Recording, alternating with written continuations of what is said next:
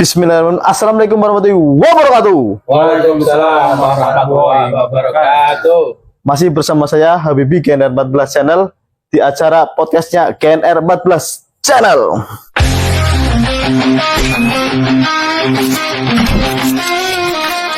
Selamat malam Mbah Brojol, Selamat malam. Pak Yoyo. Selamat malam juga. Ya.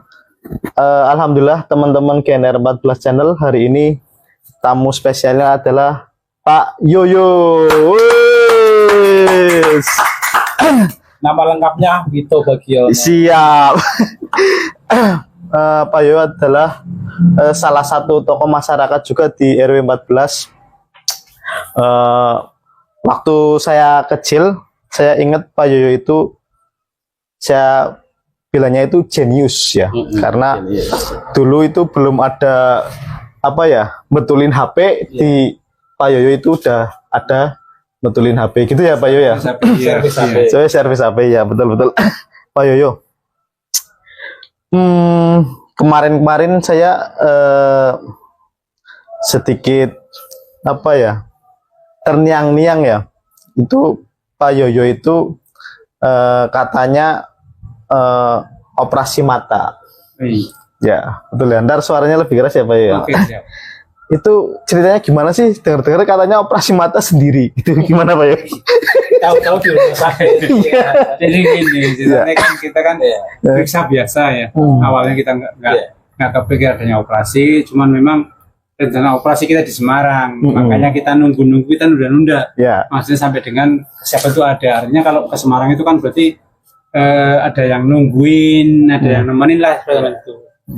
Nah, ternyata di sini RSUD itu sekarang sudah bisa, artinya mereka sudah mempersiapkan peralatannya, sehingga Lanjut. tiba-tiba kita disuruh operasi.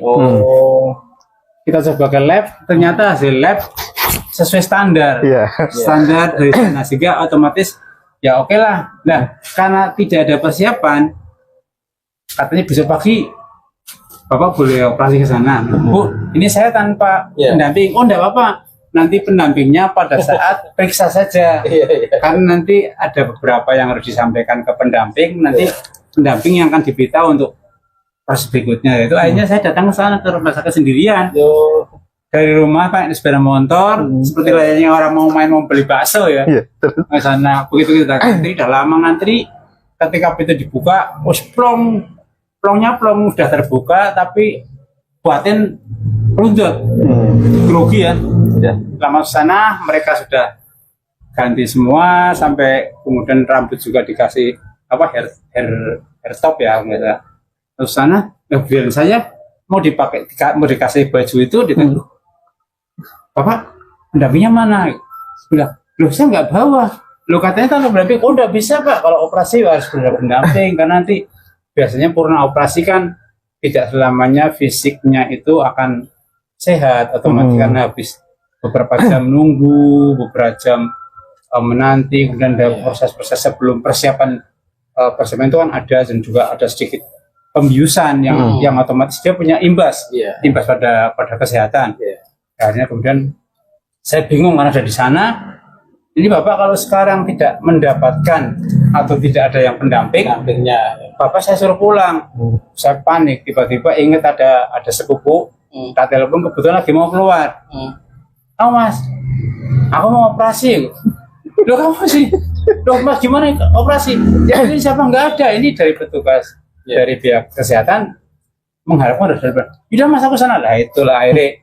Yang nungguin itu berarti ya? Iya, ini nungguin itu, tapi ternyata cuma memang hanya untuk backup. Artinya kan hanya untuk barangkali terjadi sesuatu, itu aja. Ya bagus juga sih, artinya kan segala sesuatunya kan harus dipersiapkan dari awal. Itu awalnya. Iya ya.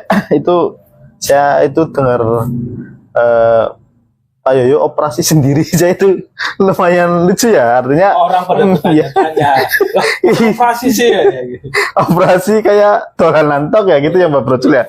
Sama ini Pak Yoyo, saya itu kalau waktu dari Tegal pindah ke Pemalang kan, karena Bapak Ibu juga keadaannya bapak ibu udah nggak ada ya rumah di sini. Nah, saya kenal sosok beliau, Pak Yoyo itu orangnya banyak bicara, Pak Brojo. Tapi kalau kita nggak paham maksudnya Pak Yoyo, kita itu salah paham, ya.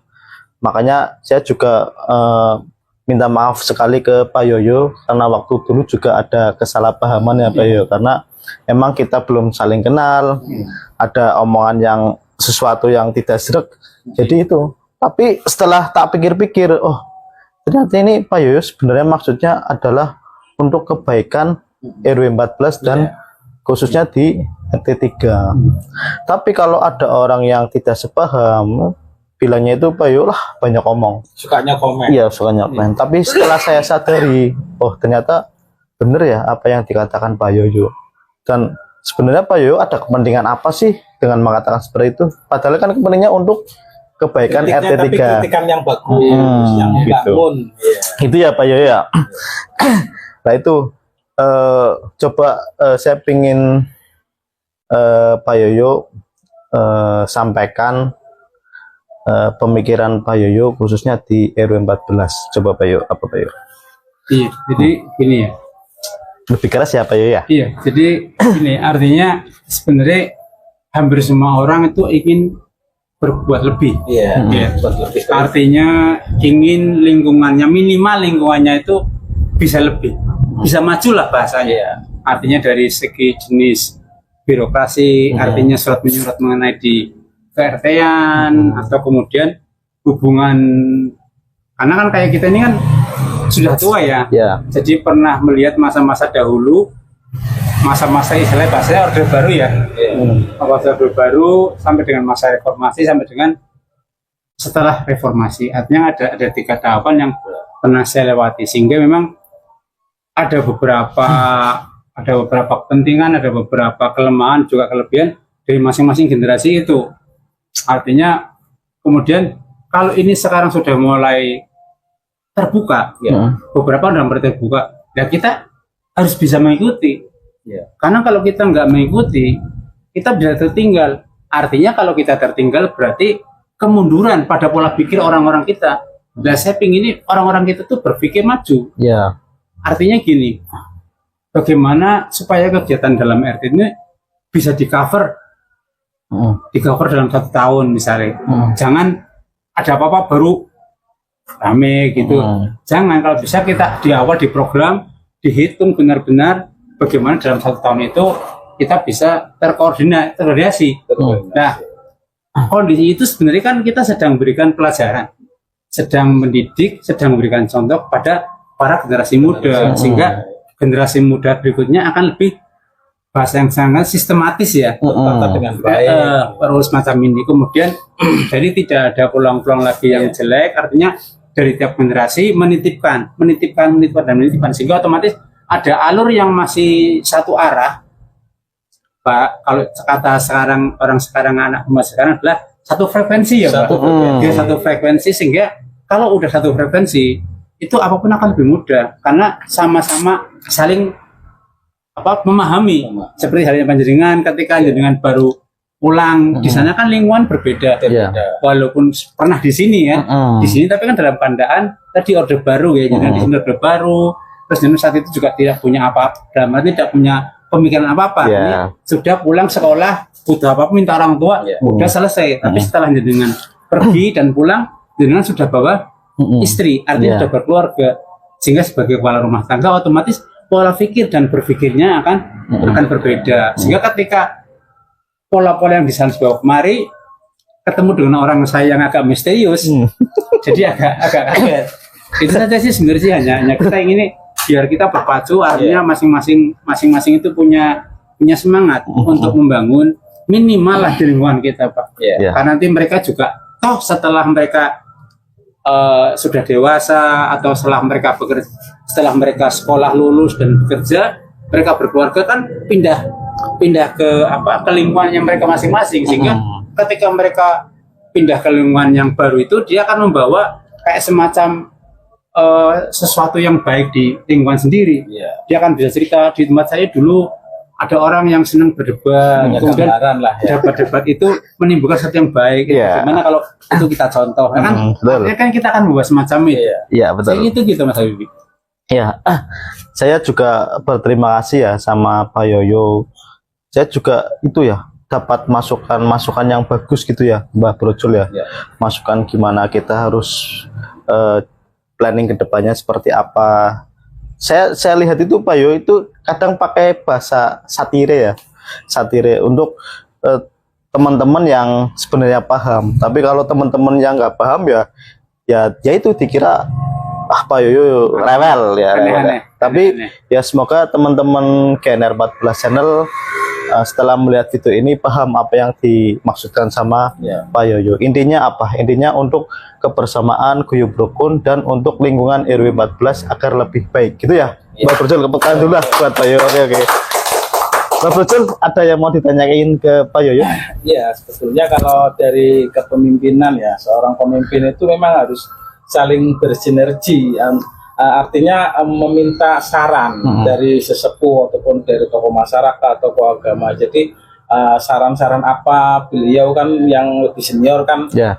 kita minta bantuannya untuk memberikan gambaran agar ke depan harus lebih baik lagi. Paling itu sih untuk saling-saling menggandeng lah gitu. Ya, betul. Sama ini Pak Yoyo.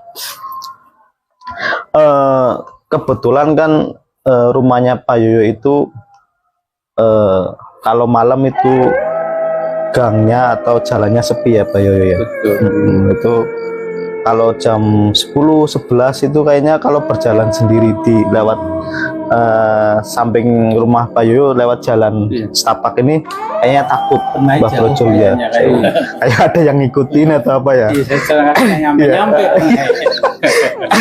Ini Pak Yoyo, ada pengalaman horor apa sih yang Pak Yoyo alami di sekitar sini? Masa lalu kah atau sekarang nggak apa-apa?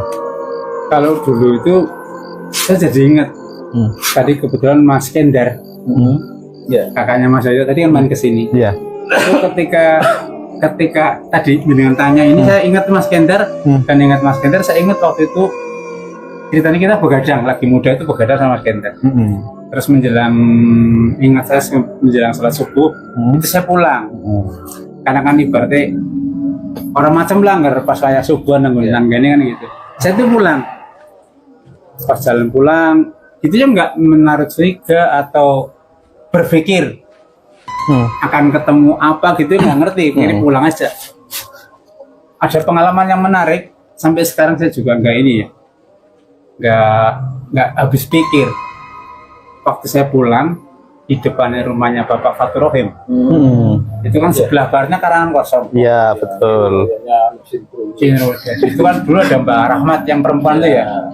Memang kalau Mbak Rahmat itu setahu saya kalau subuh itu mesti sholat subuh. Nah, pas saya nengok ke arah selatan, ke kiri, arah selatan, tiba-tiba ada seseorang yang keluar dari rumah, pintu samping. Oh, pintu samping. Samping. Saya melihat pertama saya jalan. Sepemahaman saya, itu Mbak Rahmat mau sholat belakang. Ya. Satu juga nggak kepikiran bahwa kok kenapa di jalan depan nggak kepikiran semacam itu jalan kaki. Ya. 2 langkah 3 langkah di depan saya itu ada almarhum Bu Dauna, tangan sini. Ya. Udah, berarti ini mungkin biasa janjian mungkin sama Bu Dauna. Saya itu juga langkah berikutnya belok kiri lagi. Ya. Tapi yang saya alami itu justru tadi orang tua tadi yang taunya Mbak Rahmat itu. Ya. Itu tubuhnya semakin besar, semakin tinggi, Tambah tinggi gitu, tambah Pak, tinggi ya? 2 kali lipat. Serem ya? Terus saya pikir, apa saya dekat mata saya lagi ngantuk karena saya pulang pagi habis begadang. Ya. Tapi yang herannya Buddha Onah itu kan langkahnya pelan. Ya. Tapi saya merasa sebentar begitu saya depan saya itu Buddha Onah udah nggak ada. Ya. Begitu kayak gitu saya nengok lagi kiri lagi. Tingginya serumah itu menjadi sosoknya satu rumah. Gede dhuwur ya. Gede dhuwur. Bisa jadi merinding kakinya nih. Begitu saya lihat ke depan lagi udah saya makin panik, saya langsung lari. Saya langsung lari bablas, nggak berani pulang rumah, langsung ke depan musola. Kebetulan di musola udah mulai ada orang yang mengaji dan apa berarti mau persiapan itu sih azan subuh ya, azan subuh. Langsung ke jalan raya dan itu saya duduk di sana sampai ambekan saya kempis itu ya. Ada orang lewat ya, ada Mas yuk. Kenapa nih? Padahal kita tuh mau bilang takut malu, mau bilang nggak apa-apa juga bingung karena kalau misalnya aku sholat kan berarti harus pakai sarung. Saya nggak pakai sarung, saya pakai celana pendek gitu. Jadi nah itu pengalaman yang saya ingat. Nah tadi kebetulan ada pertanyaan dan tadi kebetulan ada Mas Endar. Karena saya juga istilahnya memang kejadian itu setelah saya dari tempatnya Pak Sukendar itu. Jadi ya memang sampai printing ya juga berarti Mas. Emang itu ya. Jangan ngulang lagi. Ya karena kalau dilihat tarik garis lurusnya kan jalannya dari kita masuk gang sampai mentok di Mas Wawan ya situ ya. Iya. Itu lurus ya. Itu yang dulu saya pernah dengar ceritanya itu kalau kayak gitu biasanya banyak sosok astral yang sedang lewat, apalagi kita duduk sendiri, jalan sendiri, biasanya sering ada yang ngikutin. Juga rumah dengan rumah jaraknya kan jauh kalau sini jauh. Kalau dalam kan hanya 6 meter, 7 meter, rumah lagi 7 meter. Ini kan enggak, ini panjang sekali. Dan bahkan rumah ini cuma hanya beberapa rumah tok. Yang sebelahnya kan itu sungai dan itu belakang rumah semua. Ya. Itu mungkin yang jadi dan saat itu juga dulu belakang rumah ini kan masih kosong, belum ada bangunan. Yang sekarang jadi rumahnya Pak Sodikin ya. Itu kan belum kosong, masih kosong juga itu di situ. Makanya kan ya unsur horornya kayak jadi tinggi lah macam itu. Ya itu ya horor ya. Kini saya juga lihat sosok Pak Yoyo kan walaupun usianya udah dibilang nggak muda lagi ya Pak Yoyo ya. Hampir 60 ya. Tapi semangatnya kan masih anak muda Mbak Brojol. Saya itu kadang lihat Pak Yoyo itu naik motor Astrea atau apa itu ada perkumpulannya nggak sih Pak Yoyo? Grand. Ada ya. Ada ya. Itu dari mana aja Pak Yoyo? Seluruh Indonesia ada, tiap kota ada itu. Dan bahkan kemarin di bulan aku lupa ya. September itu awal September itu juga kita ngumpul di Brebes.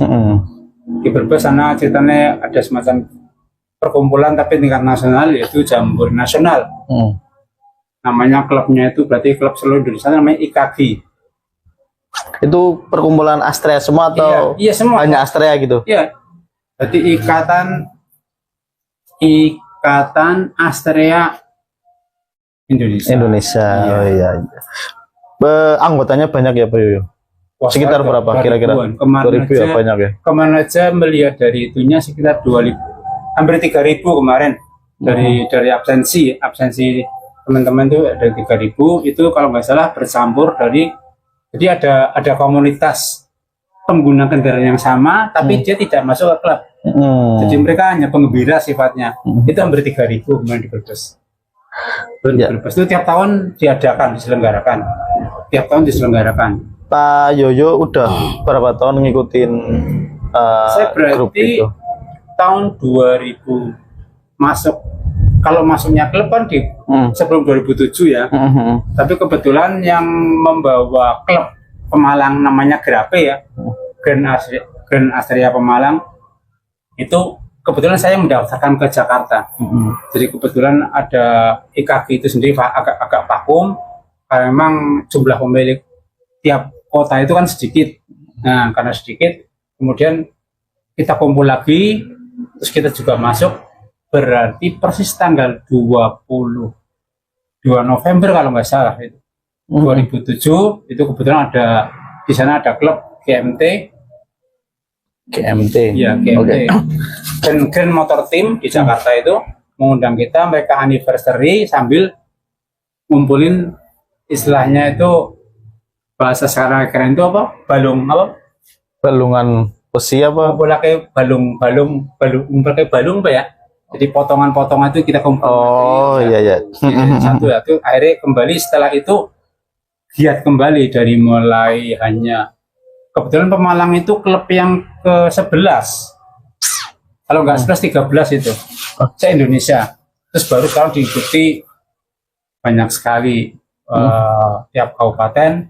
Memang dari kesepakatan untuk rekan-rekan semua itu bahwa untuk satu kabupaten hanya ada satu klub. Ada beberapa keistimewaan yang ada itu hanya di Semarang. Di Semarang itu ada 2 klub. Jadi Oren itu berarti khusus untuk wilayah Semarang. Terus kemudian ada yang namanya di UNES, itu namanya gratis. Jadi klub motor di situ membernya hanya mereka yang kuliah di UNES. Jadi di Semarang itu ada istimewa, dia punya 2 klub dalam satu wilayah. Karena memang ya jumlah mereka kan banyak ya Pak. Kota besar kan otomatis lebih banyak, sehingga otomatis dipisahkan antara istilahnya bahasanya orang yang asli dulu lokal orang situ ada, juga orang pendatang, karena di UNES kan banyak pendatang. Karena boleh dikatakan mayoritas mereka adalah mahasiswa. Jadi memang itu UNES itu yang gratis itu klub motor grand, tapi kebanyakan memang benar-benar mahasiswa situ. Ya. Mantap sih Pak Yoyo, karena dengan umur yang tadi udah tidak muda ya, semangatnya masih sempat kesana ya. Soalnya kan saya aja kalau saya ke Tegal aja itu kadang udah capek ya. Tekan-tekan. Pak Yoyo sampai ke Brebes bikin status loh, Pak Yoyo udah di Brebes gitu ya. Oh ya, satu lagi ya, kita lokasinya di Warung Yoma ya. Ayo yang pengen nongkrong jajan silakan ke Warung Yoma ya.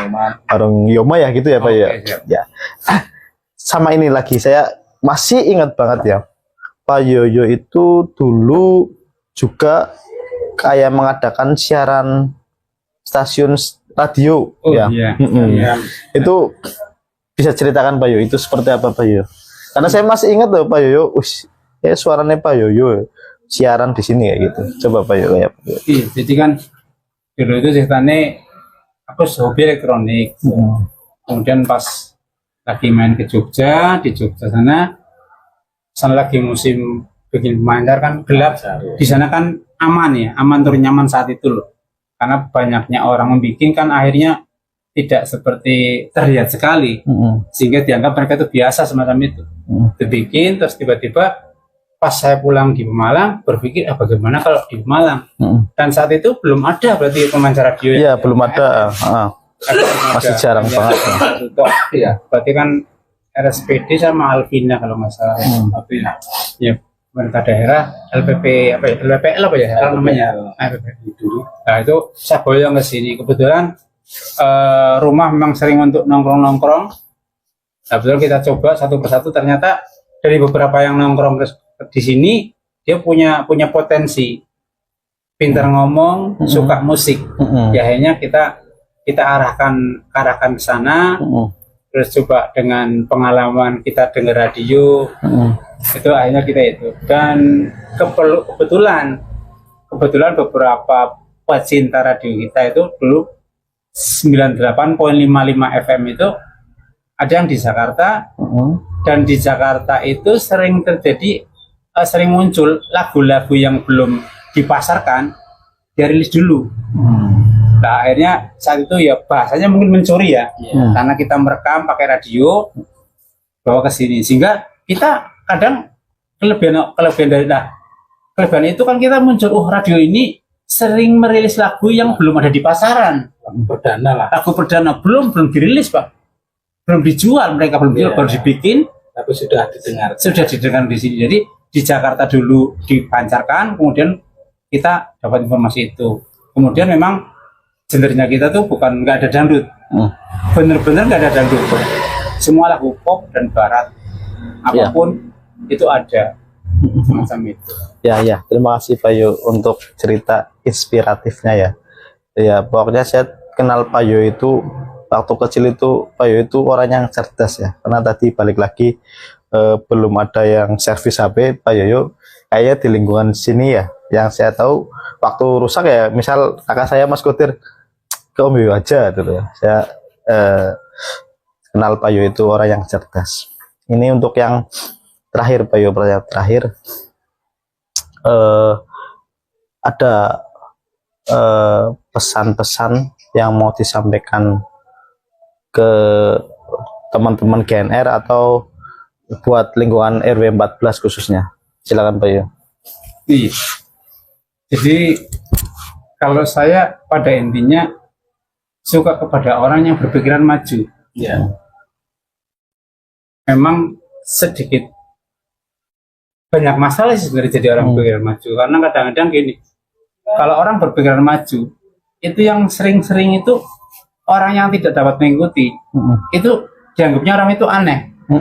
Betul. Karena bukan apa posisi levelnya tidak bareng. Kalau orang-orang pikir maju kan sepertinya orang aneh-aneh. Sebenarnya dia tidak aneh. Mereka kan ingin maju, ingin melakukan sesuatu yang berbeda, inovasi. Tapi kalau mereka yang maaf, saya berpengalaman, kemudian punya pola pikir yang sama, otomatis kalau orang diajak maju akan lebih senang, karena memang dari segi apapun itu kan akan membawa dampak pada diri masing-masing loh. Jadi akan membawa satu mungkin mental dalam artian berbicara dalam hal ini ada sesuatu yang ke arah yang baik ya Pak. Arah yang baik dan berbuat sesuatu yang lebih bisa menguntungkan tanpa harus merugikan orang lain, yang pada akhirnya sebenarnya nanti mereka sendiri akan menikmati. Secara individu. Secara individu, kalau mereka sudah terbiasa dengan penanganan sesuatu dengan ada sistematis berarti tidak melanggar dari kaidah yang ada, itu kan sebenarnya kan pada prinsipnya akan lebih menguntungkan dia secara pribadi loh. Karena tadi saya katakan dari awal, ketika nanti dia keluar dari lingkungan sini, mereka kan bawa pengalaman, bawa apa-apa dibagikan ke orang lain, di mana misalnya sekarang musimnya kan orang Perumnas terus rumah kaplingan itu kan di sana orang datang baru semua dan mereka berkumpul jadi satu Iya, jadi satu. Itu saja sih sebenarnya, jadi tetap pikiran maju, tetap harus positive thinking. Iya, tapi aneh-aneh harus bersabar karena ada orang yang tidak bisa mengikuti akan mengatakan dia itu aneh orang. Iya, betul. Terima kasih. Gambarnya kok sampai kemarin. Janjian loh. Terima kasih Pak Yoyo dan juga Mbak Brojul yang selalu mendampingi saya di podcast GNR 14 Channel.